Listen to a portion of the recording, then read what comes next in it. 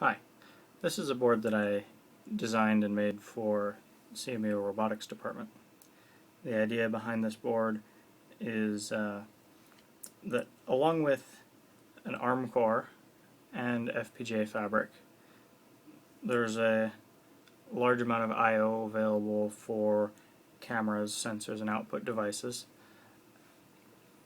There's a small form factor. The board is 82 millimeters by 70 millimeters. Very small.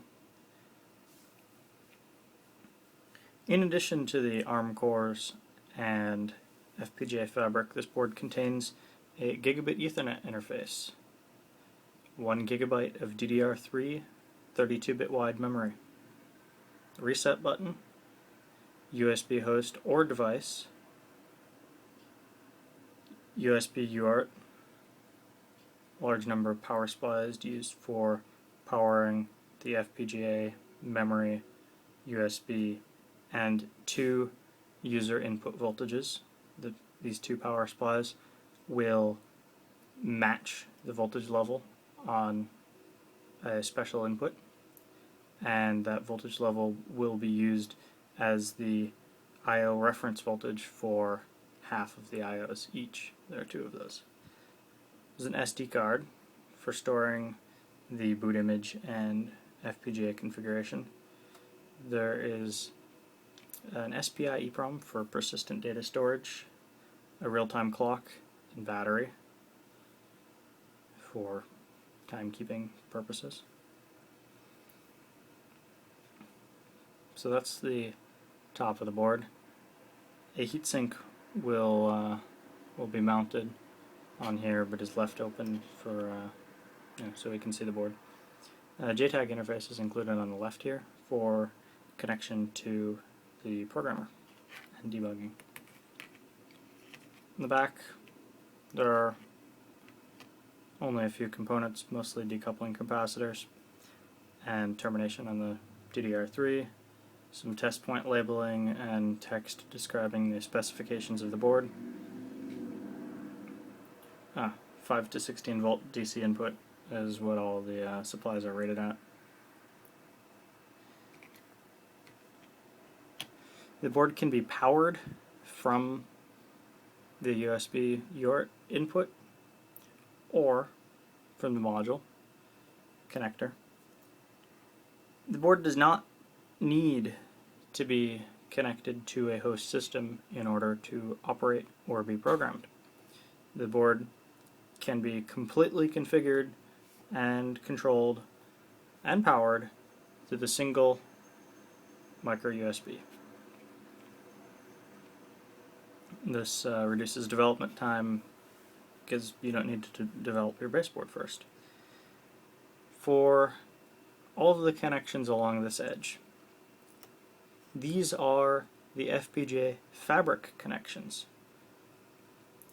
They are arranged in 2 groups, one in this region and one in this region.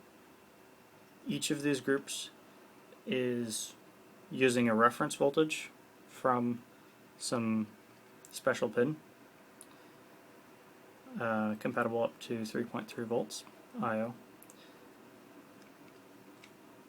All of the I/Os except for 8 are differential capable, so there are 96 differential pairs and 8 single-ended I/Os. All of these I/Os have been length matched to the exact same length, including the delay within the Zynq package. So designing the baseboard is easier because you don't have to consider any additional lengths, only what is on your board. In order to make your board design easier, we've also selected a simple to use connector. The mating connector for this card edge connector is the same as is used in the MXM3 standard. Of course, it's not electrically compatible, but that does mean that the connector is widely available and affordable.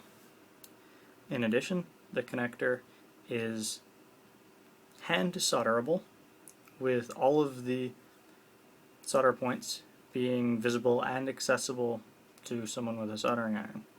So a student or other person could develop their own baseboard, fabricate it, or get the board fabricated, and assemble it themselves, enabling baseboards to be as low as $50 to $100.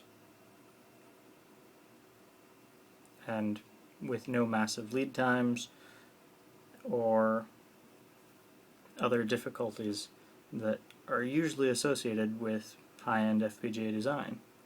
This board is 8 layers, uses 3mm holes and 3mm traces, so 6mm finished holes. 2.75mm, sometimes laser drilled holes, are present on this board due to the very tight spacing under this BGA. You don't need to worry about that. You have a 0.5mm pitch connector, 2 sides, 314 pins total, 200 IOs. Grounds have been spaced evenly, so every 2 pairs has a ground.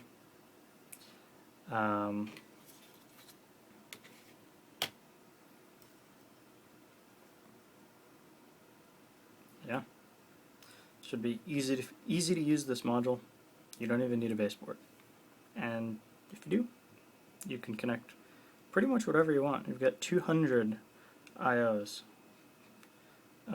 In addition to all of that, the clock-capable pins have been spaced every 4th or 5th, so they're also very evenly spaced. You have a lot of flexibility when you design your baseboard. Flexibility and ease. This board should be available. This is the first produced one. It's up and running. We can boot Linux to the SD card. We can log into it with SSH through the Ethernet. We can run a memory test or various other tests. So we got this board a couple of days ago, and it's up and running already. We expect to have more of these soon because the design is finished and working. So think about what kind of cool stuff you could do with a board like this. Rough cost is probably around $350 to $450. That said, it's a relatively high-end platform. We've got the Zynq 7020, all of the necessary peripherals.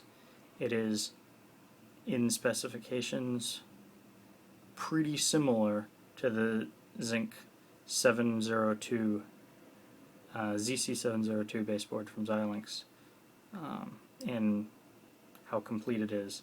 And I think it's even easier to use because you can make your own board with this easy header rather than trying to solder up some FMC based interface which has to be oven assembled or reflow, however. Can't be hand soldered. Anyway, thanks for watching.